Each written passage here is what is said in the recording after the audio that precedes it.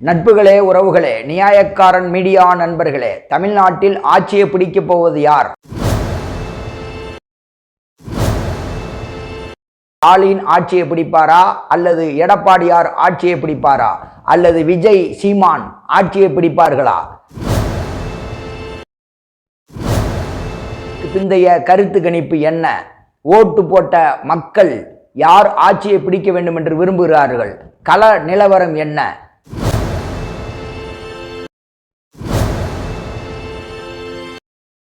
யார் ஆட்சிக்கு வந்தால் தமிழ்நாட்டுக்கு நல்லது, அதே ஒரு யார் ஆட்சிக்கு வந்தால் இந்தியாவிற்கு நல்லது என்பதையெல்லாம் விரிவாக இந்த செய்தி தொகுப்பில் நாம் பார்க்க இருக்கிறோம். இந்த தேர்தலில் வெற்றி அடையப் போவது யார்?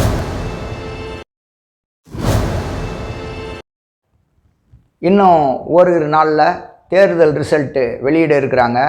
இந்த தேர்தலுக்கு பின்னால் ஆட்சியை பிடிக்கிறது யார் அப்படின்னு நாம் விரிவாக இந்த செய்தி தொகுப்பில் பார்க்க இருக்கிறோம். இதில் குறிப்பாக 3 வகையில் நம்ம பார்க்குறோம். ஒன்று, தேர்தல் சம்பந்தமான ரிசல்ட்டு எப்படி வரும் அப்படின்னு ஊடகங்கள் தேர்தலுக்கு பிந்தைய கருத்து கணிப்பை எப்படி சொல்லுது அப்படிங்கிற ஒரு பார்வை.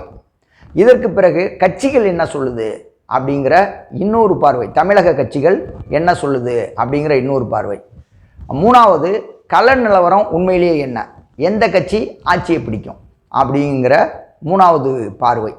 இது தொடர்பாக நாம் கொஞ்சம் விரிவான முறையில் இந்த தேர்தல் முடிவுகள் எப்படி வரும், ஆட்சியை யார் பிடிப்பா அப்படிங்கிறத பார்ப்போம். முதல்ல நாம் ஊடகங்கள் தேர்தலுக்கு பிந்தைய கருத்து கணிப்பு என்ன சொல்லுது அப்படின்னு நாம் பார்ப்போம்.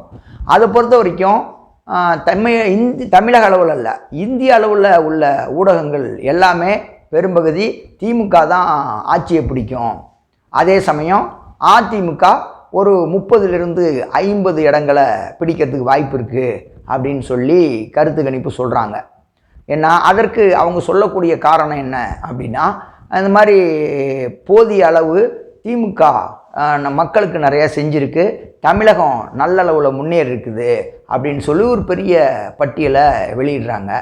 அவங்க என்ன சொல்கிறாங்கன்னா, பெண்களுக்கு நிறைய திமுக செஞ்சுருக்குது, உழைப்பாளர்களுக்கு திமுக செஞ்சுருக்குது, மாணவர்களுக்கு நிறையா செஞ்சுருக்குது, ஏன் இவ்வளோ மாற்றுத்திறனாளிகளுக்கு கூட நிறையா திமுக செஞ்சுருக்குது, தமிழகத்தை எல்லா வகையிலையும் முன்னேற்றிருக்கு, தொழிலியாக இருக்கட்டும் அல்லது இன்னும் பல விஷயங்களாக இருக்கட்டும், எல்லா விதத்துலையுமே தமிழகத்தை முன்னேற்றிருக்குது திமுக. அதனால் மக்கள் திமுகவுக்கு பெருவாரியாக ஓட்டு போட்டிருக்காங்க, திமுக தான் ஆட்சியை பிடிக்கும் அப்படின்னு ஊடகத்தில் தேர்தலுக்கு பிந்தைய கருத்து கணிப்பு வெளியிடப்படுது. அதே சமயம் கட்சிகள் என்ன சொல்லுது அப்படின்னு பார்த்தா, திமுக வழக்கம் போல் நாங்கள் தான் ஆட்சியை பிடிப்போம்னு சொல்லுது, அது ஓகே.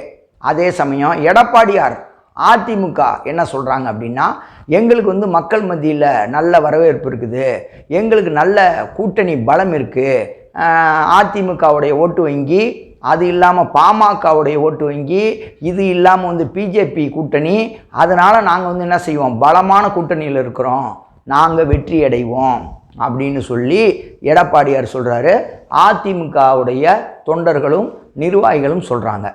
அதே சமயம் நம்ம விஜய் இருக்கிறார்ல, அவருடைய ரசிகர்கள் தொண்டர்கள் என்ன சொல்கிறாங்க அப்படின்னா, நாங்கள் ஆட்சியை பிடிப்போம் அப்படின்னு சொல்கிறாங்க. இப்போது தேர்தல் கருத்து கணிப்பு ஊடகங்கள் வெளியிட்டுச்சு திமுக ஜெயிக்கணும், அதுக்கு ஆதாரம் இருக்குது, நம்புகிற மாதிரி இருக்குது.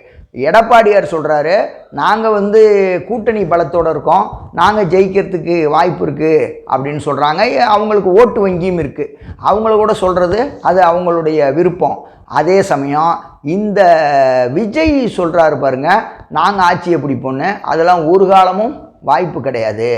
விஜய்க்கு யார் ஓட்டு போட்டிருக்காங்க அப்படிங்கிறத நம்ம பொறுத்திருந்து பார்ப்போம் எவ்வளோ அப்படின்னு நாங்கள் இப்போ சொல்லுவோம் விவரத்தை, கள நிலவரம் என்னன்னு. அதே மாதிரி சீமான் கட்சியினரும் நாங்கள் இந்த தடவை அதிகமாக ஓட்டெடுப்போம், ஆட்சியை பிடிக்க முடியலன்னாலும் ஆட்சி மாற்றத்திற்கான ஒரு நல்ல ஒரு ஓட்டு சதவீதத்தை நாங்கள் வாங்கி காட்டுவோம் அப்படின்னு சொல்கிறாங்க. இதில் உண்மை நிலவரம் என்ன அப்படின்னு பார்த்தோம் அப்படின்னா, என்ன கள நிலவரம்னு ஒன்று இருக்குல்ல, அதை நாம் வந்து சர்வே பண்ணது என்ன, நியாயக்காரன் மீடியா முழுவதும் நகரங்களாகட்டும் அல்லது கிராமங்களாகட்டும் இங்கே ஓட்டு போட்டதுக்கப்புறம் மக்கள் மனநிலை எப்படி இருக்குது, மக்கள் யார் ஆட்சிக்கு வரணும்னு நினைக்கிறாங்க அப்படின்னு பண்ணின சர்வேயில் நகரம் கிராமம் எல்லாத்துலேயுமே திமுக ஆட்சிக்கு வரணும் அப்படின்னு தான் நினைக்கிறாங்க. அதுக்கு என்ன காரணம் அப்படின்னா, திமுக வந்து பெண்களுக்கு நிறைய நலத்திட்டங்களை அறிவிச்சிருக்கிறாங்க. அந்த மகளிர் விடியல் பயணம், மகளிர் உரிமை தொகை, இந்த மகளிருக்கு 5000 ரூபா கொடுத்தது, இது மாதிரி உள்ளது. அதே மாதிரி மாணவர்களுக்கு நிறையா செஞ்சுருக்கிறாங்க. அது என்ன அப்படின்னா காலை உணவு திட்டம், அது இல்லாமல் நான் முதல்வன் திட்டம், அது இல்லாமல் வந்து படித்தவர்களுக்கு வந்து கல்வி உதவி, இது இல்லாமல் வந்து ஊனமுற்றவர்களுக்கு இடஒதுக்கீடு, இது இல்லாமல் வந்து உங்களுக்கு விளையாட்டுத்துறையில் மிக முக்கியமாக என்ன பயிற்சி கொடுத்து இந்திய அளவில் தொழில்துறையாக இருக்கட்டும், கல்வித்துறையாக இருக்கட்டும், விளையாட்டுத்துறையாக இருக்கட்டும், இது எல்லாத்தையுமே முன்னேற்றிருக்கிறாங்க. அதனால் மாணவர்கள் ஓட்டும் இருக்குது.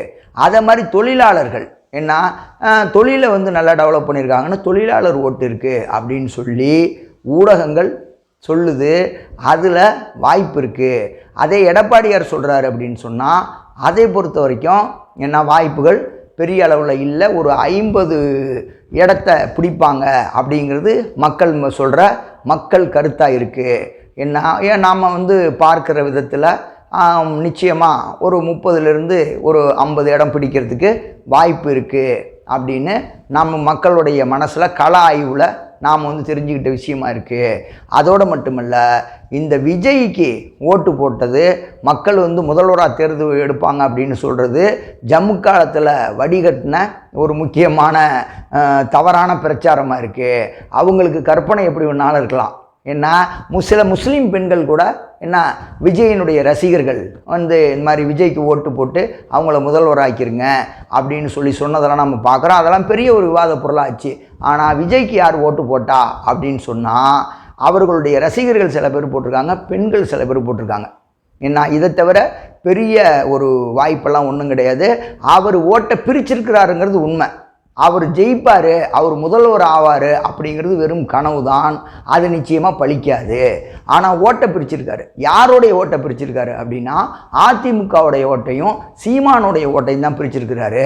திமுகவுக்கு சாலிடாக ஓட்டு விழுந்திருக்கு. நான் முன்னாடி சொன்ன மாதிரி தொழிலாளர்கள், பெண்கள், மாணவர்கள், பொதுமக்கள் இவங்க எல்லாருமே சாலிடாக திமுகவுக்கு ஓட்டு போட்டிருக்கிறாங்க.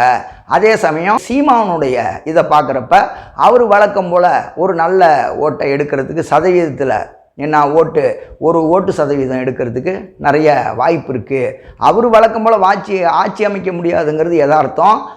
முன்னை விட இப்போ ஓட்டு அதிகமாக எடுக்க முடியாது, ஓட்டு சதவீதம் கொஞ்சம் குறையும். அதுக்கு காரணம் விஜய் அந்த ஓட்டுகளை பிரிச்சிருக்காரு அப்படிங்கிறது தான். ஆக இன்னும் ஓரிரு நாளில் ரிசல்ட்டு வெளியாகும். அந்த ரிசல்ட்டு வந்து நாம் இப்போ சொன்ன மாதிரி கள நிலவரம் என்ன, ஓட்டு போட்ட மக்கள் என்ன நினைக்கிறாங்கன்னா கண்டிப்பாக திமுக தான் ஜெயிக்கும்னு நினைக்கிறாங்க. ஏன்னா திமுக ஆட்சி வரும், திமுக ஆட்சி வேணும்னு நினைக்கிறாங்க. அதே மாதிரி ஸ்டாலின் மீண்டும் முதல்வர் ஆகணும்னு விரும்புகிறாங்க. இதுதான் தமிழ்நாட்டுக்கும் நல்லது, இந்தியாவிற்கும் நல்லது. பொறுத்திருந்து பார்ப்போம் நண்பர்களே. இது போன்ற செய்திகளை தெரிந்து கொள்ள நியாயக்காரன் மீடியா சேனலை சப்ஸ்கிரைப் செய்யவும். தொடர்புக்கு 9626385777.